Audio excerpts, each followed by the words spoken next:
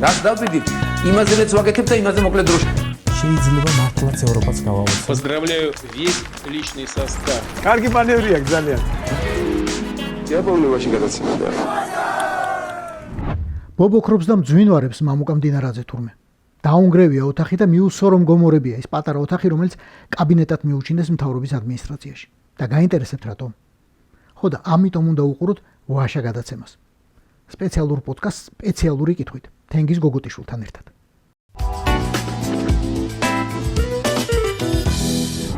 ძვინვარებს თურმე მამუკა მდინარაძე. ერთი კვირით მეტი რომ გაგეჩერებინეთ სუსის უფროსად, მე დავიჭერდი ახლა გიორგი უძილაურს და მე შემხვდებოდა მთელი დიდება, მე გავხდებოდი გენერალ ლეიტენანტიო. ახლა კი მთელი დიდება შეხვდა გეკაჯეკას. ასიზამ. არა სამართლიანი ეს ცხოვრება. მაგრამ მამუკა მდინარაძესთან ერთად გიორგი უძილაურის დაკავებამ კითხვები მეც გამიჩინა მართალო გითხრა. კითხვებთან ერთად კი გამიჩინა ვერსიებიც. და მინდა ძალიან მოკლედ თქვენს გაგიზიაროთ ეს კითხვები და ერთად მივიდეთ მერე ამ ვერსიებამდე. აუცილებლად გავამეხმაურეთ მეთანხმებით თუ არ მეთანხმებით კონკრეტული კითხვების დასმისას და კონკრეტული ვერსიების ჩამოყალიბებისას. მაშასე სუსი გვეუბნება თავისი ოფიციალური განცხადებით, რომ გიორგი უძილაური იყო ფინანსთა სამინისტროს ან ფინანსური პოლიციის საზოგადოებასთან ურთიერთობის სამსახურის უფროსი. იქამდე კი იყო ქართულ ჯგუფის საზოგადოებასთან ურთიერთობის სამსახურის უფროსი. ეს ორივე სამსახური, ორივე თანამდებობა ისეთია, რომ გიორგი უძილაურს და ნებისმიერ სხვას საკმაოდ კარგად აცხოვრებდა. მოდი ასე ვთქვათ. ხელფასს გაცილებით იმას დიდი ექნებოდა, ვიდრე 99%-ს, ახლა ჯეიმს მენელებისა და პრემიაც გაცილებით დიდი ექნებოდა. მით უმეტეს, ქერის ორმოში იცხოვრებდა იმ თავის კოლეგებთან თუ ყოფილ კოლეგებთან შედარებით, ვისაც ახლა მედიას უხურავენ და დაუხურეს უკვე მედია და მით უმეტეს ვისაც ქუჩაში დაძლებენ საცემად და მოსაკლავად. მათთან შედარებით წლების განმავლობაში, მთელი ამ წლების განმავლობაში გიორგი უძილაური ნამდვილად ქერის ორმოში ცხოვრობდა. ამაში ეჭვი არ მეპარება. მაგრამ ამბობენ რომ ფული ჯოჯოხეთს ანათებსო და ზოგი იმას ამბობს რომ ზედმეტი ფული არასოდეს შეიძლება იყოსო. ამიტომ საერთოდ არ გამიკვირდება და არ ვარ გიორგი უძილაურის მორალურ მხარეზე ამდენად მაღალი წარმოდგენის რომ მას ფულის ან დიდი ფულის სანაცვლოდ უარი ეთქვა რაიმე ინფორმაციის მოპოვებაზე და ვიღაცისთვის გადაცემაზე. აქამდე სუსის ლოგიკას მივყვები.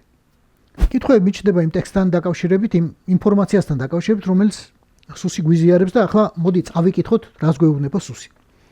რომ გიორგი უძილაური თავისი ამჟამინდელი სამსახურებრივი მდგომარეობის, წარსულში დაკავებული თანამდებობებისა და სხვადასხვა უწყებაში არსებული პირადი კავშირებით უცხო ქვეყნის სპეცსამსახურების სასარგებლოდ სისტემატურად ახორციელებდა ინფორმაციის მოპოვებასა და გადაცემას.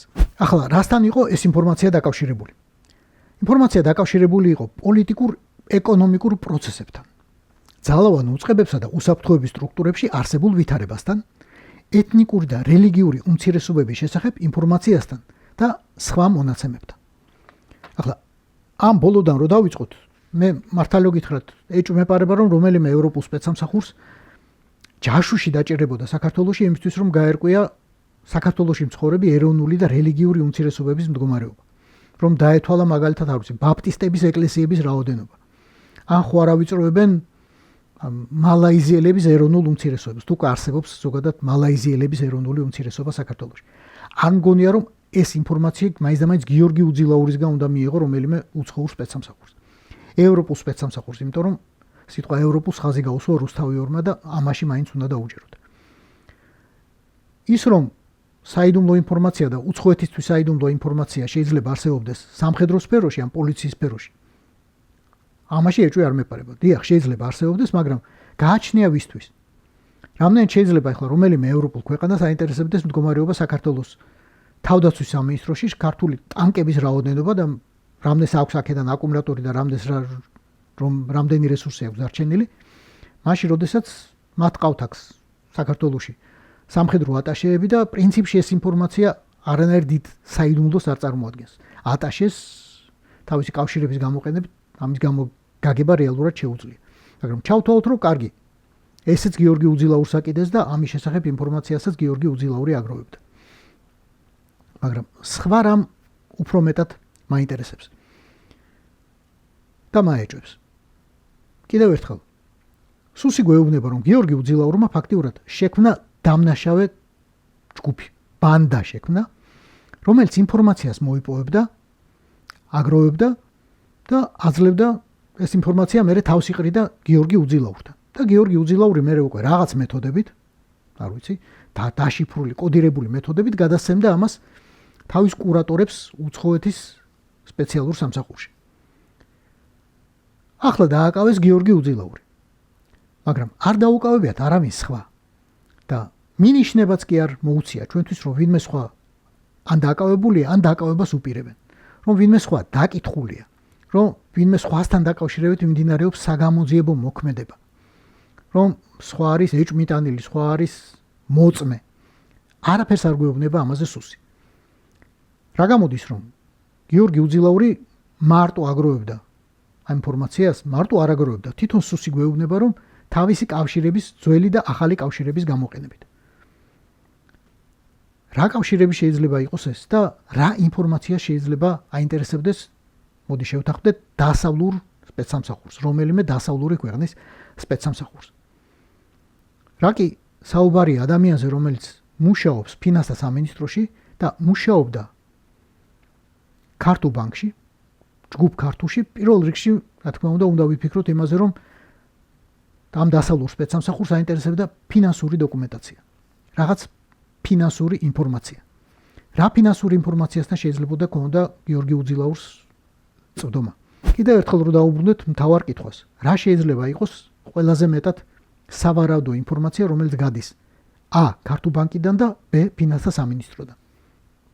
მე მაქვს ვერსია და ამ ვერსიას გაგიზიარებ თუ ეთანხმებით ან არ ეთანხმებით გამომეხმაურეთ აუცილებლად სოციალურ ქსელებში, Facebook-ზე, YouTube-ზე, Instagram-ზე, TikTok-ზე.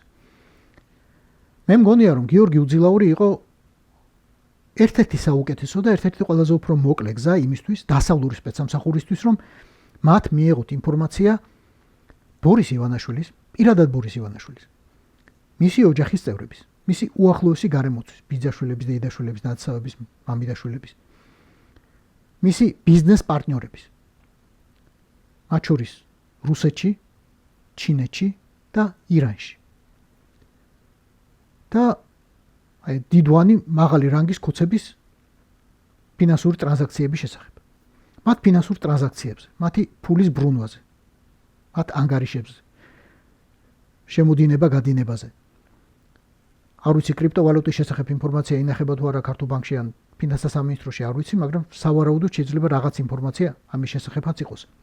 მაგრამ იქ დანამდვილებით არის ინფორმაცია ამ ადამიანების ანგარიშებზე, მათ გადარიცხვა-გადმორიცხვებზე, მათ შორის ოფშორებში, მათ შორის რუსეთში, ირანში, კიდევ ერთხელ ჩინეთში, ან რომელიღაც სხვა ქვეყანაში.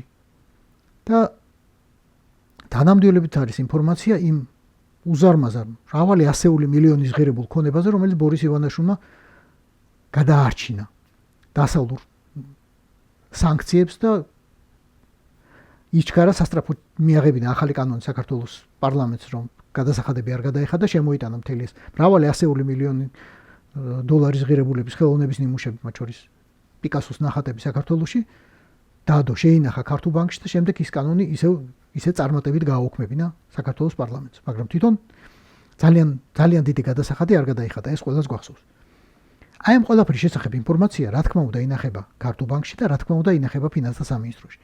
ამიტომ მგონია, რომ გიორგი უძილაური ან ადამიანი, რომელსაც კავშირები აქვს იქაც და იქაც და მაღალი დონის კავშირები აქვს იქაც და იქაც, უძილაური, გაგახსენებთ, რომ ივანაშვილის პრეზიდენტის როლს ასრულებდა წლების განმავლობაში, ასეთი ადამიანი, რა თქმა უნდა, შეიძლება იყოს ძალიან საინტერესო და ძალიან სასარგებლო დასავლური სპეცსამსახურისთვის. ხოლო რა შეიძლება დასავლურ სპეცსამსახურს დასჭირდეს ინფორმაცია ივანაშვილის უახლოესი გარემოცვის დიდვანი ქუცების ფინანსური ტრანზაქციების შესახებ, ქონებრივი მდგომარეობის შესახებ. პირველი რაც მე და დარწმუნებული ვარ თქვენც მოგდით თავში, ეს არის მზადება შესაძლო სანქციებისთვის. ინფორმაციის მოპოვება იმისთვის, რომ უახლოეს მომავალში ბორის ივანაშვილს, მისი ოჯახის წევრებს, მის უახლოეს გარემოცვას, ბიძაშვილებს, დედაშვილებს, მამიდაშვილებს, მის ბიზნეს პარტნიორებს, ქართული ოცნების მაღალჩინოსნებს დაუწესდეს ახალი სანქციები. აი, ყველაზე მეტად ყველაზე უფრო ლოგიკური ჩემთვის ამ ინფორმაციაზე დაყნობით, რომელიც აქამდე დღემდე მოგვაწოდა სუსმა, ყველაზე მეტად ლოგიკური დასკვნა არის ეს. თუ მეთანხმებით, ან არ მეთანხმებით კიდევ ერთხელ, აუცილებლად გავამეხმაურეთ ნებისმიერ სოციალურ ქსელში. ეს იყო ვაშა გადაცემის სპეციალური ვერსია. თენგიზ გოგოტიშვილის პოდკასტი. აუცილებლად გვიყურეთ.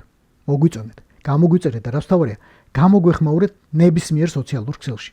YouTube-ზე, Facebook-ზე, Instagram-სა და TikTok-ზე. რაც დავდივით, იმაზეც ვაკეთებ და იმაზე მოკლედ დროში.